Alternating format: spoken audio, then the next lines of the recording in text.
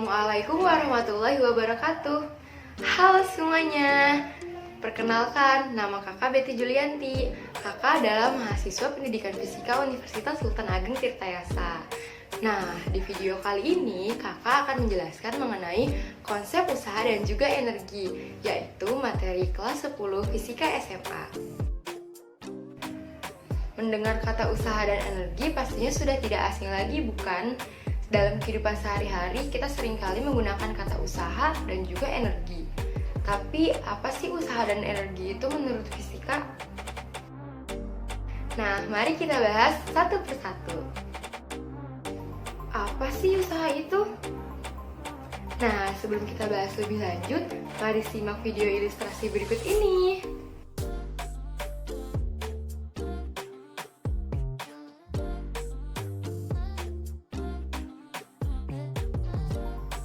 Nah, dari dua kejadian tadi, apakah menurut kalian mereka melakukan usaha?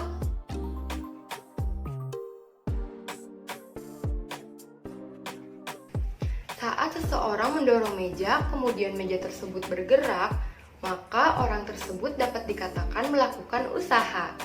Tapi, saat seseorang mendorong tembok atau benda lainnya tetapi benda tersebut tidak berpindah tempat, artinya orang tersebut tidak sedang melakukan usaha. Meskipun seseorang memberikan gaya yang sangat besar kepada suatu benda, namun benda tersebut tidak berpindah tempat, artinya ia tidak melakukan usaha. Jadi, dapat kita simpulkan bahwa usaha dalam fisika berkaitan dengan gaya dan juga perpindahan. Oke, selanjutnya mari kita bahas mengenai rumus usaha.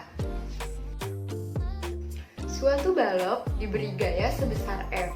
Kemudian, balok tersebut berpindah dari titik A ke titik B. Jika gaya yang diberikan kepada benda searah, maka usaha dapat dirumuskan W sama dengan F dikali delta X, di mana W merupakan usaha, F merupakan gaya, dan delta X merupakan perpindahan atau perubahan posisi. Nah, kemudian, jika suatu benda ditarik dengan gaya yang membentuk sudut theta, maka usaha dapat dirumuskan W sama dengan F dikali delta X dikali cos theta, di mana W merupakan usaha, F merupakan gaya, delta X merupakan perubahan posisi, dan theta merupakan sudut yang dibentuk. Nah, itu tadi penjelasan mengenai usaha. Selanjutnya, mari kita bahas mengenai energi. Apa sih energi itu?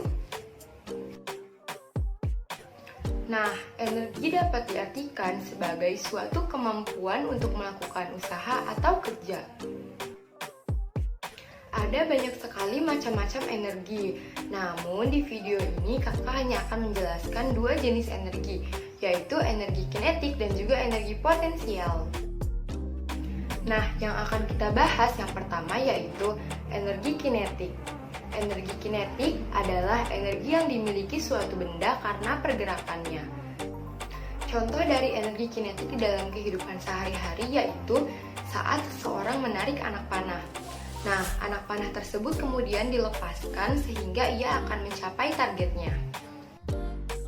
Saat kita memberikan gaya sebesar F selama benda menempuh jarak S, maka benda akan bergerak dengan percepatan A dan kecepatan V. Usaha yang dilakukan benda seluruhnya diubah menjadi energi kinetik pada keadaan akhir. Rumus energi kinetik.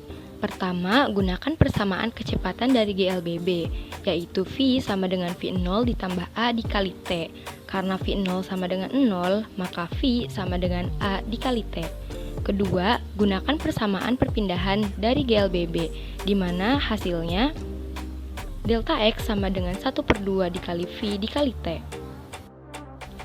Dari kedua persamaan tadi, maka energi kinetik dapat dirumuskan EK sama dengan 1/2 dikali M dikali V kuadrat. Oke, itu tadi pembahasan mengenai energi kinetik. Selanjutnya mari kita bahas mengenai energi potensial. Energi potensial adalah energi yang berkaitan dengan kedudukan benda terhadap suatu titik acuan. Dengan demikian, titik acuan tersebut akan menjadi tolak ukur penentuan ketinggian suatu benda. Di sini, kakak akan membahas 3 jenis energi potensial, yaitu energi potensial gravitasi, energi potensial pegas, dan energi potensial gravitasi Newton. Energi potensial gravitasi. Sebuah benda bermassa M digantung pada suatu ketinggian tertentu. Maka, energi potensial dapat dinyatakan dalam persamaan EP sama dengan M dikali G dikali H. Energi potensial pegas. Sebuah benda diberi pegas dan ditarik dengan sebuah gaya. Sehingga, energi potensial pegas dapat dirumuskan EP sama dengan 1/2 K delta X kuadrat atau EP sama dengan 1/2 F delta X. Energi potensial gravitasi Newton. Energi potensial gravitasi Newton selalu bernilai negatif. Hal ini menunjukkan bahwa untuk memindahkan suatu benda dari suatu posisi tertentu ke posisi lain yang jaraknya lebih jauh dari pusat planet, diperlukan sejumlah energi.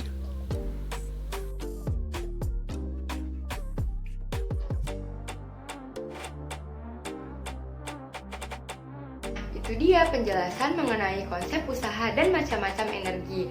Semoga dari apa yang kakak jelaskan bisa kalian pahami ya.